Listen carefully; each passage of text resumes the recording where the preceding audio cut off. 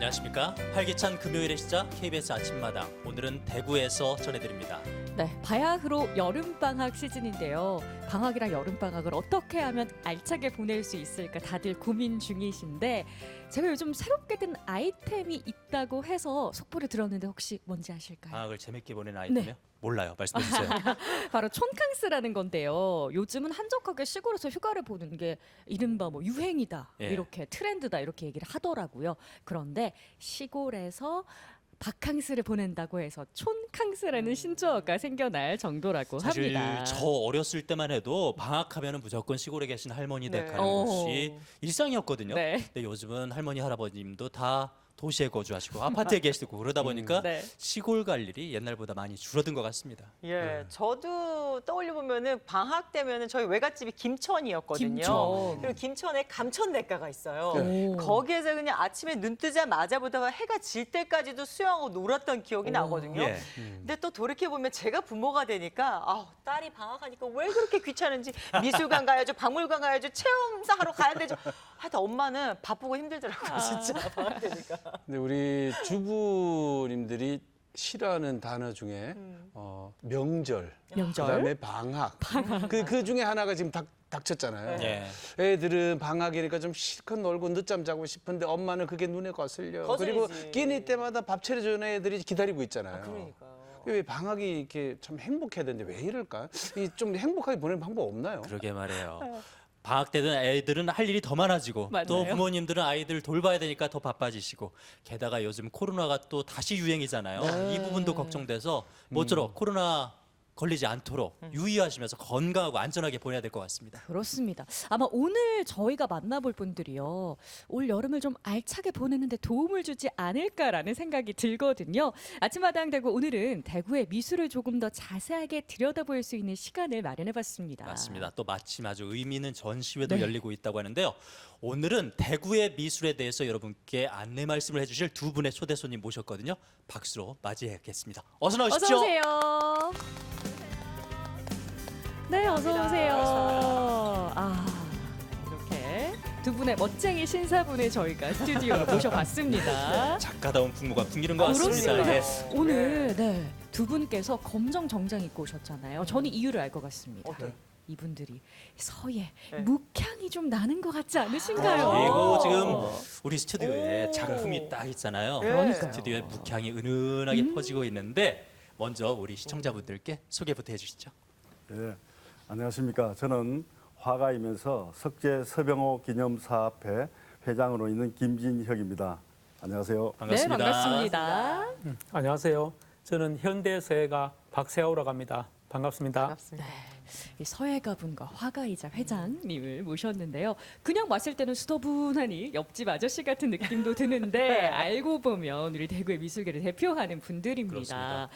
대구가 사실 문화예술의 도시라고 알고 계신 분들이 많은데 대구의 미술하면 대구가 미술의 도시였어 하는 분들도 계시기는 하거든요. 많으실 거예요, 예. 네, 어떻게 생각하시나요? 대구의 미술 어떻게 얘기를 할 수 있을까요? 예, 대구는 근대 미술의 메카고 한국 미술의 보물 창고입니다. 정말로 대한민국을 대표하는 근대 화가들 이인성, 예. 이쾌대, 예. 그다음에 현대 미술가 중에서는 곽인식, 그다음에 동양화 쪽에서는 서세옥, 뭐 이런 기라성 같은 분들이 전부 대구 출신이고 아주 그 한국을 대표하는 작가로 성장하여 예. 대구는 그야말로 음악, 문학 뭐 다른 분야도 마찬가지겠지만은 미술로서는 가장 한국을 대표하는 미술의 메카 도시입니다. 뿌듯하다. 이렇게 대구가 미술과 인연이 많은 도시란 것을 오늘 함께 해주시면서 말씀해 주시면 좋을 것 같은데 그런데 우리 시청자분들 가운데서는 미술하면 나 미술 잘 모르는데 그림 너무 어려워 하시는 분도 계실 것 같거든요.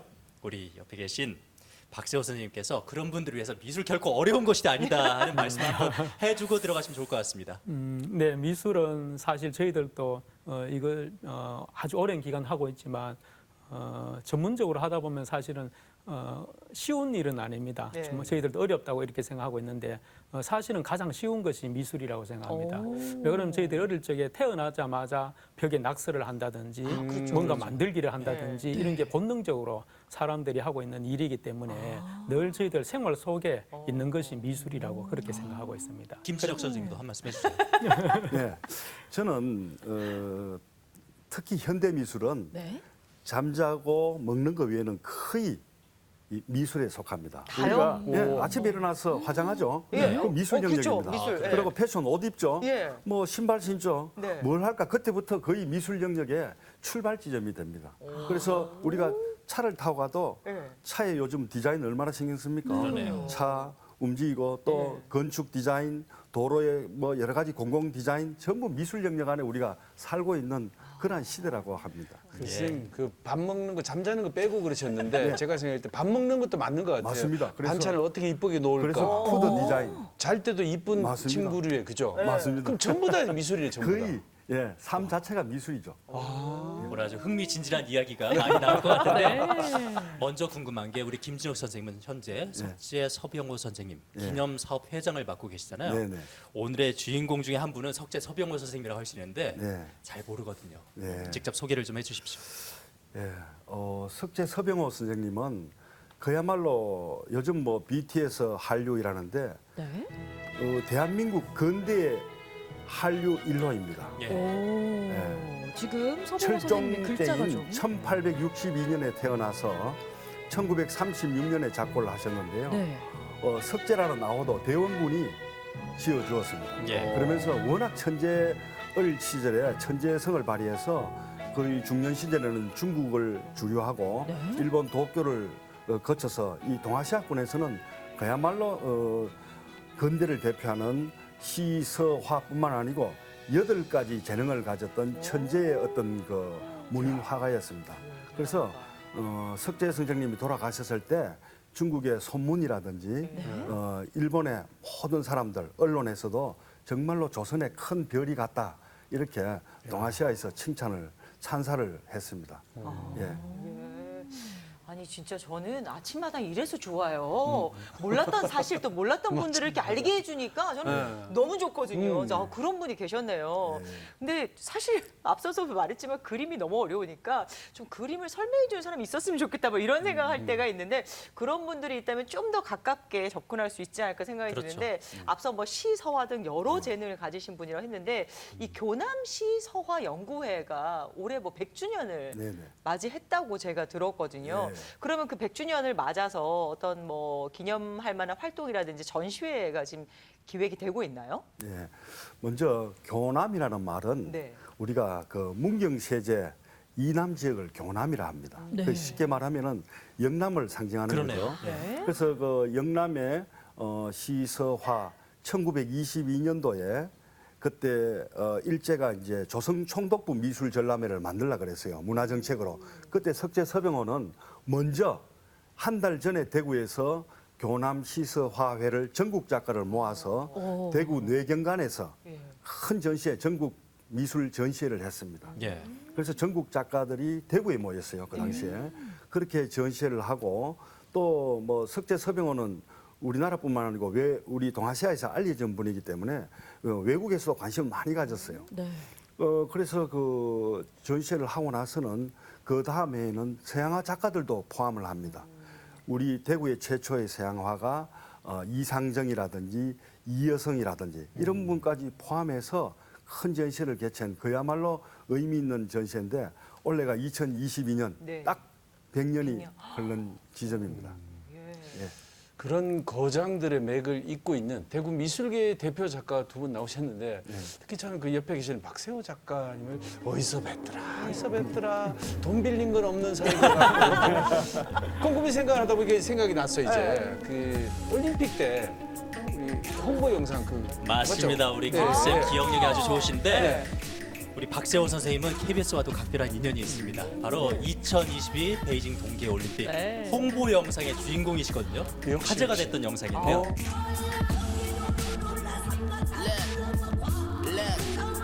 Look, we never play for the pay, play for the game, don't play for the fame. The place I belong, this shit. 스포츠라 이러 그러면은 저희들이 그 뭐 운동 네. 아주 힘 있는 역동적인 걸 상징하는데 그렇죠.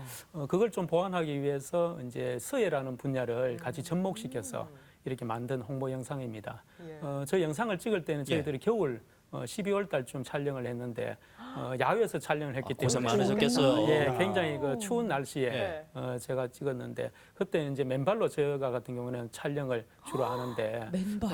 아침에 이래 가니까 마당에 서리가 이렇게 끼어 있는 그런 상태로 해서 저희들이 와. 촬영을 네. 했었습니다. 근데 이제 먹물이 또 이 물이기 때문에 얼잖아요. 먹물이 또 좀 얼고 이렇게 그렇죠. 해서 오전에 계속 햇볕이 날 동안 좀 기다렸다가 또 촬영하기도 하고 네, 그렇게 했습니다. 그 석재 선생님의 후예라고 할 수 있으시잖아요, 두 분은. 그러면은 이 한국 근대 화가의 거목이신 석재 선생님을 기리는 그런 작업들이 많이 이어지고 있는지 이게 궁금해요. 예. 석재 선생님이 1936년에 돌아가시고요. 그동안에 좀 뭐 여러 가지 6.25 사변 그다음에 여러 근대화 과정에서 잊혀져 있다가 10년 전에 전 대구시장이신 이의 전 대구시장님이 석재 선생을 다시 현창해서 기념사업회를 만들어야 되겠다. 이렇게 해서 10년 전에 발족을 했습니다. 네. 그래서 원래 저희들이 교남시소의 100주년을 맞아서 지금 칠곡에 있는 가산 수피아 미술관, 네. 68만 평에 있는 굉장한 큰 미술관입니다. 거기에서 석재 서병호 선생님을 그 은유시키는 그 메타포 할 수 있는 그러한 작가들을 네. 전시를 하고 있어요. 거기는 조각가도 석재 선생님하고 관련되는 작품들, 네. 또 서양 화가도 석재 선생님하고 관련되는 작품, 동양 화가들 뭐 이렇게 해서 지금 한 100여 점을 이렇게 전시를 하고 있습니다. 석재 선생님이 계속해서 소통을 하고 계시다는 맞습니다, 건데 맞습니다. 예. 그러면 오늘 두 분 나오셨는데 특별한 석재 선생님과의 인연이 있으신지 궁금해요. 우리 박세호 서예가께서는 혹시 이 석재 이병호 선생님과 특별한 인연 없으신가요? 네, 저희 고향은 네. 영천인데 네. 석재 서병호 선생님이 마침 영천에서 신령이란 곳에서 군수를 하셨습니다. 아. 네, 그리고 우리 또 석재 서병호 선생은 영천 은혜사라는 곳에서 많은 그 현판을 남기셨고요. 예. 네, 그리고 저희들이 잘 알고 있는 그 항일 저항 운동 시인인 그 이육사 시인의 그 스승이기도 합니다. 네, 그래서 이육사 시인이 마침 처가가 또 영천이라서 이육사 시인이 교편을 잡고 이렇게 하면서 항일 운동에 관련된 그런 부분들을 많이 그 역할을 하셨기 때문에 저희들이 어릴 적부터 공부를 하면서 석재 선생에 대한 어떤 동경이 많이 있었습니다. 네, 그 영향력을 어렸을 때부터 받으셨다고 머릿속에 하셨겠네요. 많이 가지고 있습니다. 예. 네, 그리고 그러셨구나. 네, 제가 또 마침 그 석재 서병호 청년 작가상을 그 우리가 지금 수목화가로 많이 활동하시는 소산 박대성 선생님과 함께 그 수상을 하게 되어서 개인전도 마침 석재 그 기념 사업에서 개최하게 되었습니다. 그래서 요 근래까지 많은 인연을 가지고 있습니다. 우리 박세호 서예가는 여러모로 정말 인연이 있으신데 과연 김진혁 선생님께서는 어떤 인연이 있으실지. 예, 저는 석재 선생님하고 참 이게 우연에서 필연으로 갖는 경우인데요. 네. 저의 외큰 할아버지가 대구에 그 당시에 석재 선생님하고 가장 절친이었습니다. 1800년대 후반에요. 같이 도쿄에도 3차례 같이 가시고 이렇게 해서 저는 태어나서 어릴 때부터 석재 서병호라는 분에 대해서 얘기를 많이 듣죠. 예. 듣고 그러니까 제 주변에 당숙이 석재 선생님한테 그 당시에 사사를 하고 배우고 이렇게 하다가 제가 또 초등학교 때 석재 선생님의 그 제자 중에 아주 중요한 애제자인 중농 서동균 선생님한테 제가 69년도에 가서 사사를 하게 됩니다. 배워서 그 뒤에 이문열 선생이 만든 검시조 소설도 읽고 하니까 정말로 그 석재 서병호 선생님 영향받은 중농 서동균 그런 게 막 머릿속에 정말로 그 당시에 제가 석재 선생님을 모시고 있던 그러한 어떤 의미를 가지게 되고 해서 이게 지금 제가 이렇게 기념사업회 맡은 게 네. 정말로 우연에서 필연으로 갔던 것이 아닌가 그러네요. 그런 생각이 듭니다. 이 질문 기다리신 것 같아요. 그러면 이렇게 두 분의 작가가 각자 서병호 선생님으로부터 받은 영향, 인연을 또 이렇게 말씀해 주셨는데 혹시 두 분께서는 서로 알고 계셨나요? 예, 저는 한 20여 년 전에 표구사에 이래 가 보니까 예. 큰 한 100호짜리 작품이 있어요. 예. 근데 서예와 미술을 이렇게 버무리 없는 그런 작업인데 작품이 굉장히 충격이 있습니다. 임팩트가 있는 작품이었어요. 그래서 표고사 주인 보고 이 작가 누구냐 그러니까 계명대학교 서예과를 졸업하고 얼마 되지 않은 아주 신의 초란 박세호라는 작가의 작품입니다. 이렇게 얘기를 해서 작품을 먼저 보셨군요. 네, 그렇게 처음 보면서 임팩트가 와닿아서 머릿속에 이렇게 탁 꽂혔죠. 그러다가 그 후에 이렇게 만나보니까 네. 정말로 열심히 하고 요즘 와서는 뭐 한국을 대표하는 정말로 그 중진으로 자리를 잡고 있고 해서 이렇게 요즘은 매일 같이 만나고 석재기념사업회도 같이 운영위원으로 지금 같이 이렇게 많은 활동을 하고 있습니다. 예. 자, 오늘 훌륭한 작가님 두 분하고 말씀 나누는데 이런 질문 좀 외람된 질문인데 저나 우리 박문호 아나운서 같은 이 미술의 문외한들이 굉장히 궁금해하는 부분이거든요. 제가 또 그 대구 아트페어도 가서 그림에 좀 관심을 가져보려고 갔었는데 그림하고 제목하고 이 너무 다르더라고요. 이 그림을 앞만 봐도 이 제목하고 연결이 안 되는데 갑자기 제목은 고뇌, 환희 막 이렇게 적혀 있는데 이렇게 그 작가분들이 작품을 해놓고 제목을 붙일 때 그 이유가 있습니까? 객관식으로 드리겠습니다. 1. 신비주의. 누구나 다 알면 재미없으니까. 몰라야 신비로우니까. 2. 솔직히 작가인 내가 그려놓고 봐도 나도 잘 모르겠어. 3. 니들이 작가의 뜻을 알아? 어떤 것이겠습니까? 저는 그 정답은 1, 2, 3에 해당되지 않고 네. 4번에 4번. 예. 4번은 어떠냐면요. 네. 작가들 여러 유형이 있습니다만은 그렇게 구체적으로 그 지시어로 이렇게 하는 것이 아니고 은유적으로 이렇게 제목을 매기는 작가들이 많아요. 네. 왜냐하면 직접적으로 해놓으면은 감상의 폭이 좁아집니다. 예. 그래서 그 스펙트럼을 넓히기 위해서 열어주는 거군요. 예, 그렇게 은유적으로 이렇게 붙이면은 보는 감상자가 감상자에 따라서 이렇게 달리 해석되고 또 여러 가지 계층이나 성별이나 뭐 이런 게 따라서 다 달라집니다. 그래서 미술의 어떤 영역의 확대를 위해서 작가들이 이렇게 자유롭게 이렇게 제목을 붙이죠. 예. 근데 두 분이 공통점이 있는 것 같아요. 그러니까 해외에서 더 유명하시고 더 인정받으시고 그런 공통점이 있으신 것 같고요.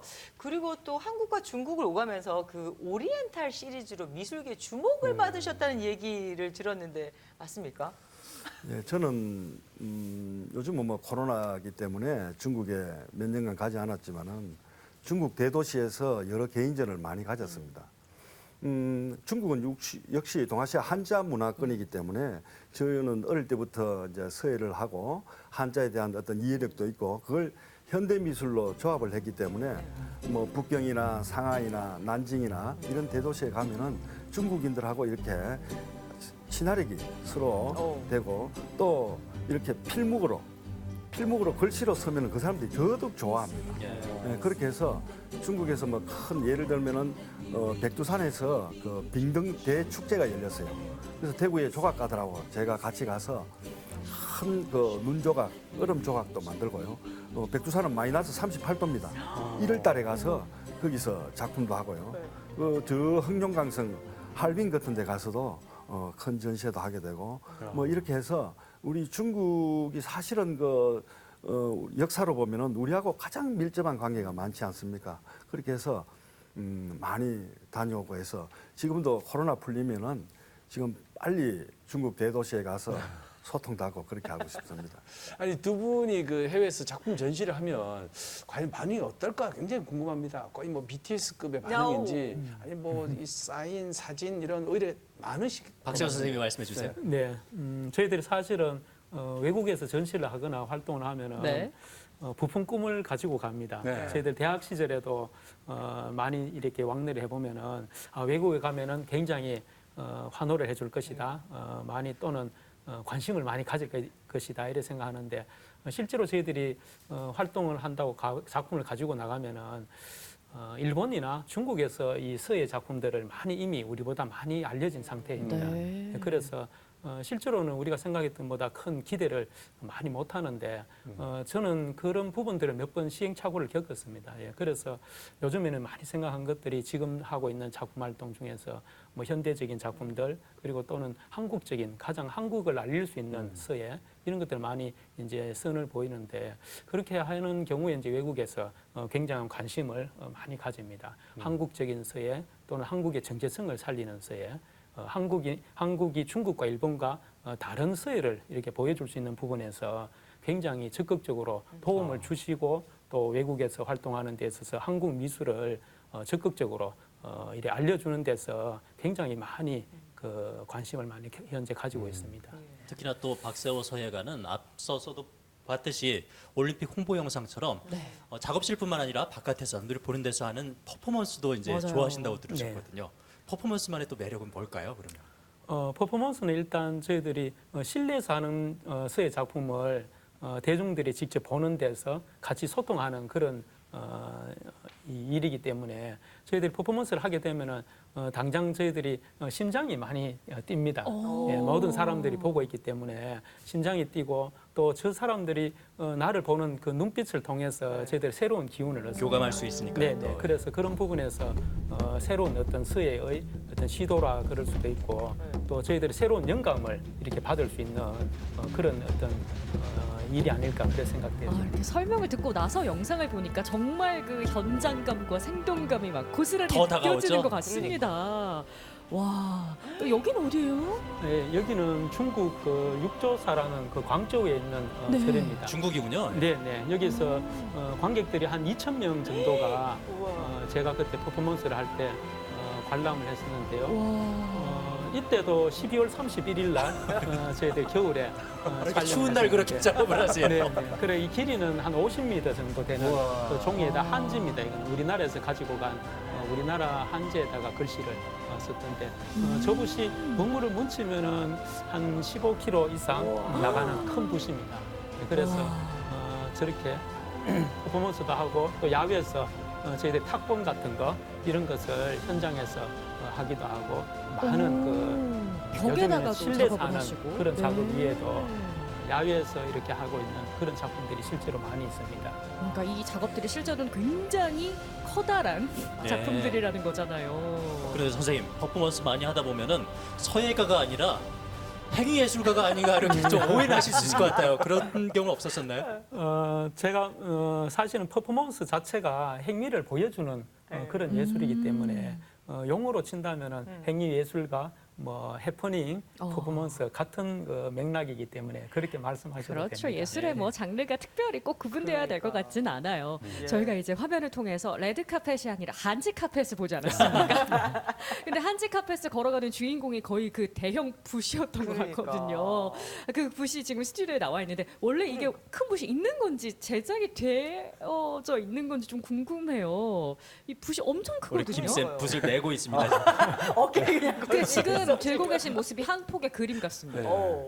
이게 와. 그 별로 안 무거울 줄 알았는데 기대고 있는데도 어깨가 굉장히 아픕니다, 진짜. 아 저는 그냥 보기만 봐도 못 들 것 같아요. 이게. 일단 제가 한번 들어볼게요. 일어서서 보여주죠.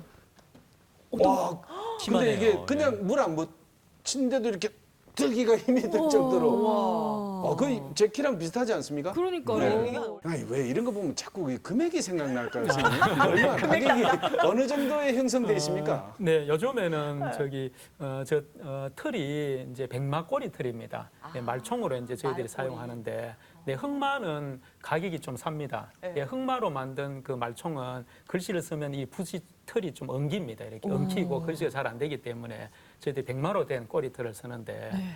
저거는 붓이 한 기본 한 500만 원 정도 이렇게 하고 있습니다. 조심해서 다루십시오. 조심하셔야겠어요 지금. 그러면 이렇게.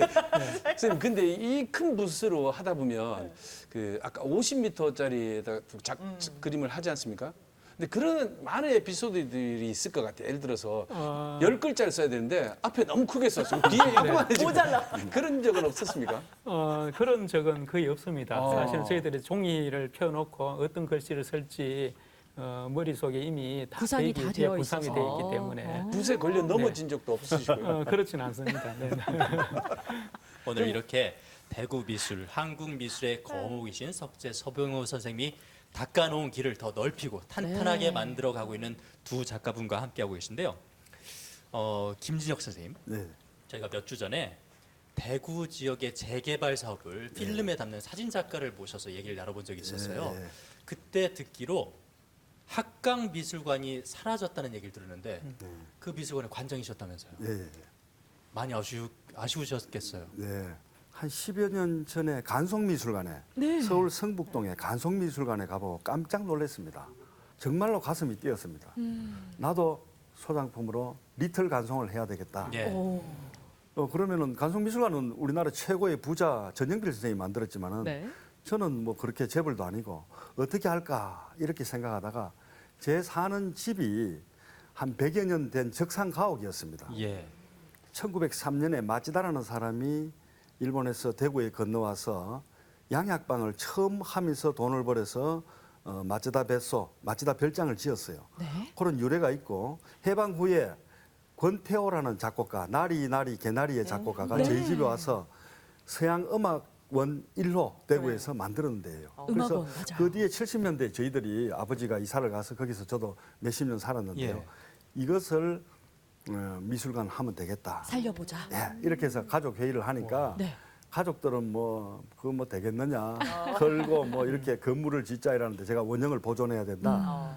그렇게 해서 미술관을 시작하게 되었고요. 첫 전시로 2015년 10월 10일 날 10월 10일 했는 이유가 있습니다. 추사 김정희 선생님이 음력 10월 10일에 돌아가셨거든요.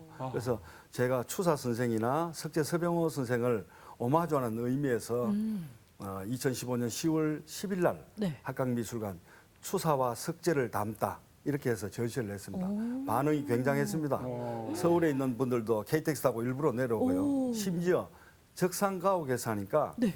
일본에 아예 관광객들이 전세로 비행기를 맞춰가지고 이야, 물 요코하마, 건너서. 도쿄, 후쿠오카 이런 데서 네. 일부러 찾아왔더라고요. 네. 그걸 왜 그러느냐를 물으니까 일본 적산가옥에 이런 걸 하니까 궁금하다 이래가지고 와서 했는 기억이 나고요.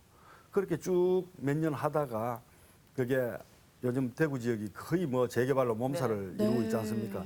저희 집도 재개발 지역에 들어가서 결국 작년에 네. 흘리고 저는 아주 가슴이 참 쓰러지는 그러한 그럼 모습. 그 안에 있던 작품들은 지금 어떻게 예, 보관하고 그 계신 많은 건가요? 작품들이 한 3천여 점이 있습니다. 저도 뭐 이렇게 한 3, 40년간 모으니까 뭐 고서화류 또 뭐 신라, 토기, 뭐 고려 청자, 조선 백자, 그다음에 민예품 뭐 이런 거 많이 있을 거 아닙니까? 그래서 팔공산에 일부 갖다 놓고요.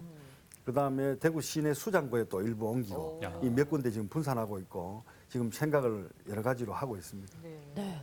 이렇게 추사와 석재가 담겼던 미술관이 사라졌다고 생각하니까 마음이 좀 아픈데 그럼에도 불구하고 지금도 쉴 틈 없이 이 대구의 미술을 알리기 위해서 애쓰고 계신 우리 김진혁 회장님이신데요. 옆에 계신 우리 박세호 서예가도 제가 듣기로는 서예 기술과 문화를 복원하려고 노력 중이시라고 들었어요. 얘기 좀 해주세요. 네, 저희들 서예라고 그러면 단순히 글씨만 쓰는 일이라고 생각하는데 실제로 이 사찰이라든지 중년 궁궐이나 이런 데 가면은 현판 같은 것도 걸려져 있고요. 네. 또는 뭐 많은 그 고서화 뭐 이런 것들이 있는데 저는 포원 정몽주 선생님의 목판 복원을 했었습니다. 예. 네, 그래서 목판을 일부 새기기도 하고 네.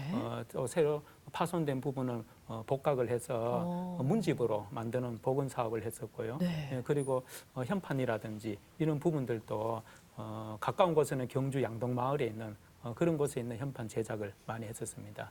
예, 그래서 이 서예라는 것은 단순히 글씨를 쓰는 행위뿐만 아니라 우리가 가까이 생활에서 볼 수 있는 가는 문화재 같은 것도 복원을 하고 이런 부분들도 그러시군요. 이 서예 영역에 속하고 있습니다. 예. 근데 왜 이 현대 서예가 이러면은 마치 현대와 전통을 함께 해석하는 느낌을 우리가 받아들이게 되거든요. 네. 그러니까 외국인들도 보면은 요즘 우리나라 글씨가 쓰여진 한글이 쓰여진 옷들을 입으면서 굉장히 독특한 문양으로 받아들이고 있잖아요. 또 왜 의상 디자이너 이상봉 디자이너도 옷에 이렇게 한글을 디자인을 넣어서 세계에 좀 많이 알리고 있는데 어떻게 보면은 박세호 작가님도 그 북글씨를 통해서 우리의 전통을 좀 재해석한다? 뭐 이렇게 네. 받아들여도 되나요?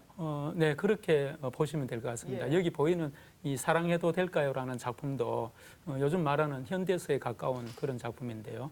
우리가 보통 음이 있으면 양이 있고 또 남자가 있으면 여자가 있고 또 태양이 있으면 달이 있듯이 전통이 있으면 당연히 현대가 있습니다. 네, 그래서 저희들은 현대라는 것은 멀리 있는 것이 아니고 지금 우리가 이리 살아가고 있는 이런 상황들이 모든 것이 현대이기 때문에 현대다 뭐 전통이들에게 구분이 사실은 저 같은 경우 없다고 그렇게 생각하고 있어요. 예. 네네. 두 분 다 그 수십 년 동안 작품 활동을 하시면서 많은 작품들을 만드셨을 것 같은데 그 중에서 특히 이건 내가 정말 아끼는 작품이다. 혹은 이거는 아주 특별한 사연이 있는 작품이다. 이렇게 좀 의미가 담겨진 작품들이 있으실까요? 한 분씩 좀 소개를 해주시죠.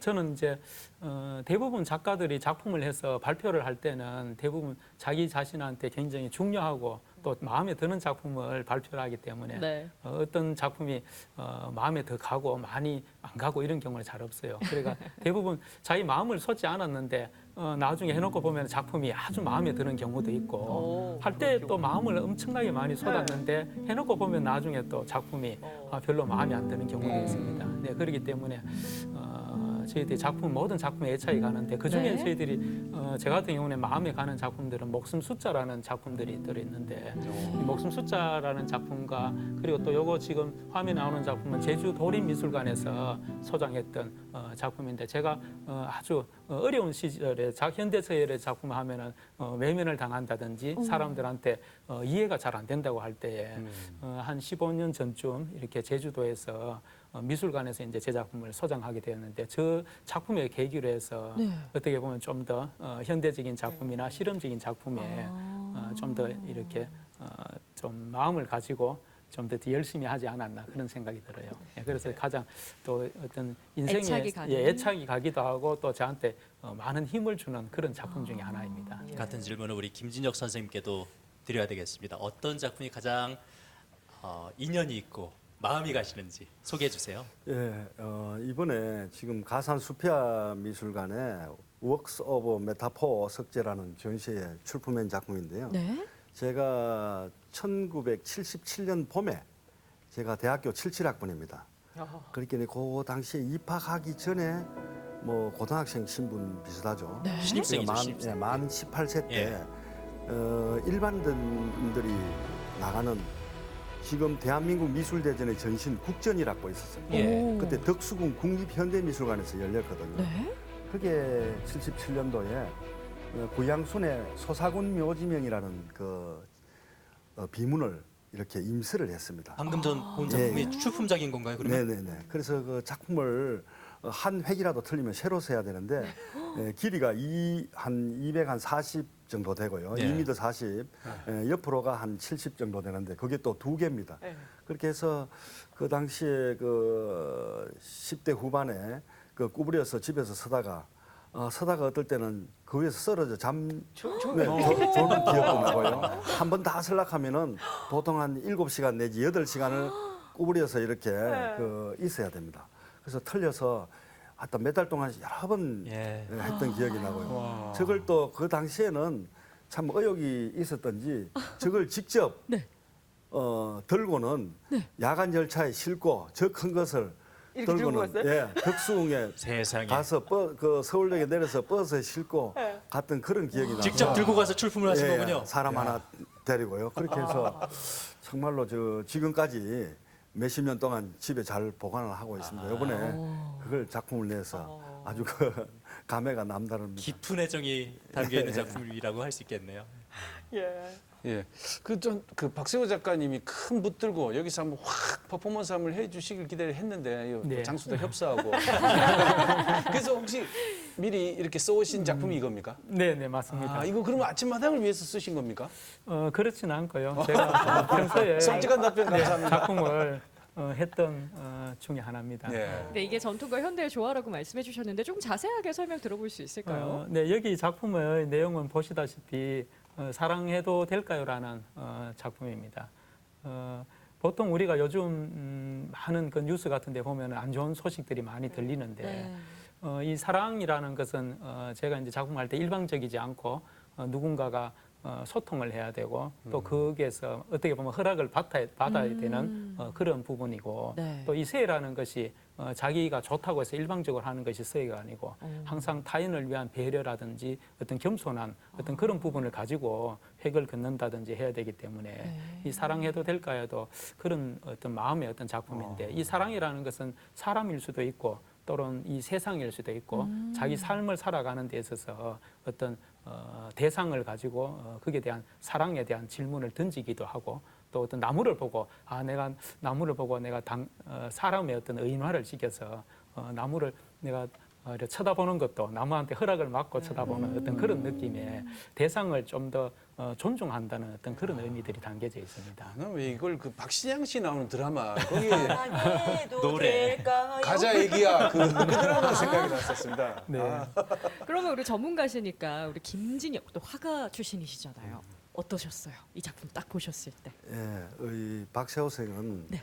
그야말로 그 동양 활원의 기운생동이라고 중국의 역대 사역이라는 분이 품평을 했는 게 있는데요. 네. 기와 운 그게 생동하고 그다음에 그 안에 뼈가 있는 골법 용필 골이 또 숨겨져 있습니다. 그래서 제가 이 박재호 선생이 참 후배입니다만은 너무나 좋아하고 같이 이렇게 하면서 영향도 서로 주고 받으면서 정말로 지금 많이 이렇게 좋아하고 이렇게 합니다. 예. 앞으로도 아마 정말로 한국을 대표하는 서예가로 나아가리라 생각됩니다. 네. 이런 두 분이 대구 출신이라는 데서 더욱더 우리 시청자분들이 뿌듯해하시고 자긍심을 느끼실 것 같은데 네. 지금은 이제 대구 미술에 대해서 좀 얘기를 해봐야 될 것 같습니다. 네네네. 김진혁 선생님, 네. 대구 미술의 특색이라면 뭘 꼽을 수 있을까요? 예, 이제 각 지역마다 그 특징이 조금 있어요. 대구는 뭐 그야말로 뭐 경상도 지방, 그다음에 대구는 신라 시대의 화려한 문화가 고려를 거치면서 영남에 들어오면은 성리학, 서원 이러한 문화를 바탕으로 영남 어떤 그 서화파가 형성이 되기 시작했습니다. 그러면서도 또 대구는 아시다시피 지금 뭐 국제보상운동 2.28 뭐 이런 걸로 해서 또 역동적인 그러한 도시입니다. 예. 그래서 현대미술도 이렇게 충돌하면서 조금 전에 얘기했다시피 대구는 그야말로 전통과 현대가 공존하는 그야말로 그 앞으로 지금 슬로건이 바뀌었습니다만은 다이나믹하고 컬러풀하고 파워풀한 그러한 대구로 나아가고요. 많은 작가들이 대구의 미술대학이 많이 있고요. 이 대구의 미협에 소속된 작가가 한 2,700명 정도 상당히 됩니다만 많군요. 소속되지 않은 작가까지 하면은 저희 생각에는 한 5천여 명 정도의 미술가들이 지금 있고요. 그래서 대구에서는 뭐 봄가을로 아트페어가 열리기도 하고 네. 또 대구가 자랑하는 사진 비엔날레. 맞아요. 비엔날레 중에서는 굉장히 저비용 고효율을 창출하는 비엔날레입니다. 사진 비엔날레가 있고요. 이렇고 앞으로는 지금 간송미술관이 대구 미술관 옆에 짓고 있지 않습니까? 그래서 간송미술관 과거 그리고 근대미술관이 지금 도청 자리에 지금 얘기가 되고 있습니다. 네. 근대미술관 그리고 대구미술관 이래가 과거, 현재, 미래 삼박자를 갖추어는 그야말로 미술의 어떤 메카 도시로 지금 자리하고 있습니다. 박세호 선생님이 생각하는 대구 미술의 특징은 뭡니까? 그럼? 이제 대구 미술은 저희들 오늘 또 마찬가지로 석재 서병호 선생님을 말씀하셨지만 이 석재 선생님 작품이 대구 경북의 특징 중에 가장 어떤 으로 볼 수 있습니다. 제가 보기에는. 그거는 이제 우리가 보는 대구 미술의 이 글씨, 서화의 어떤 장르들이 선이 일단 굉장히 굵습니다. 남성적이고 선이 네. 굵고 많이 꾸미거나 이렇게 하는 작품들이 많이 없습니다. 네, 그래서 이 대구 미술의 어떤 선들은 말하자면 경상도의 어떤 뚝심 그리고 우리나라 예술에 있어서도 어떻게 보면은 제가 이런 말 하기는 좀 그렇지만 하늘처럼 아주 큰 마음의 미술이다 이런 생각이 듭니다. 예, 그래서 앞으로는 이 대구 미술이 그야말로 세계 미술 시장을 흔들 수 있는 그런 역량을 잠재력을 가지고 있다. 저는 그렇게 생각하고 있습니다. 와. 그러니까 오늘 이렇게 미술 얘기 듣다 보니까 네. 이번 주말에는 꼭 미술관 가야겠다는 생각이 저도요. 들거든요. 특히나 또 대구가 근대 미술의 어떤 출발지이지만 꽃 피우던 도시이기 때문에 좀 더 우리가 좀 자랑을 하고 좀 살아야 되지 않을까라는 생각이 들거든요. 지금도 조금 특별 전시회를 하고 있다고 하시지만 앞으로 또 많은 전시회를 계획하고 있지 않을까 싶은데 어떤 계획들을 갖고 계신지 한 분 좀 듣고 싶어요. 예, 저희가 이제 교남 시소화 100주년을 맞아서 올 5월 달에 그 이문열 소설가를 모시고 금시조 한담을 했습니다. 5월에.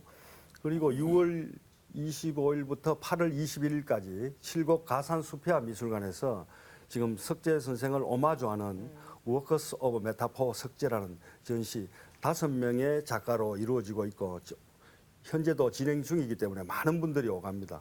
그리고 9월 1일 날에는 본 주제전인 교남시소화의 100주년 20거의 확장 동아시아 특별전이 열립니다. 와. 이 전시회는 그야말로 아마 뭐 대구의 상징적인 전국을 상징하는 그러한 큰 특별 전시회가 되는데요. 뭐 심지어 백남준 작가 그리고 대구가 자랑하는 현대 미술가들 그리고 그 앞선 시대 석재 서병호 선생님, 추사 김정희 선생님까지 많은 작품들이 수백 점의 작품들이 대구문화예술회관에서 있습니다. 그리고 국제 컨퍼런스도 열리는데요. 일본의 미술평론가, 세계적인 미술평론가도 오시고 해서 국제학술 대회와 전시회가 같이 열리는 그야말로 그 빅 이벤트가 되리라 생각됩니다. 예, 우리 또 어떤 계획이 있으신가요? 네, 저는 지금 현재 계획이 잡힌 것은 미국 하와이에서 15명에서 20명의 작가들이 지금 제가 살고 있는 고향의 영천에 제 작업실에 이제 방문을 하기로 되어 있습니다. 네, 그래서 10월 달에 방문을 하면서 이제 저와 같이 전시도 같이 계획이 되어 있고요. 그리고 8월 달에는 일본에서 이제 상케이전 초청하는 그 서예 전시가 있습니다. 우리나라에서 서예 작가들이 몇 분들이 참여를 하는데 거기에 지금 계획이 잡혀져 있습니다. 예, 그래서 앞으로 미국이나 아니면 중국에도 저희들이 지금 전시가 여러 개가 지금 계획이 잡혀진 것도 있고 또 지금 현재 진행된 것도 있습니다. 예, 오늘 두 분과 함께 하다 보니까 시간이 훌쩍 지나갔습니다. 그리고 미술이 정말 재미있고 친근하다는 것을 느낄 수 있었는데요. 오늘 나와주셔서 대단히 감사드리고요. 앞으로도 더욱더 왕성하고 꾸준하게 활동하셔서 대구의 미술, 또 나아가 한국의 미술 더욱더 깊고 풍부하게 해주시기를 제가 기대하겠습니다. 네, 두 분 귀한 시간 내주셔서 고맙습니다. 고맙습니다. 감사합니다.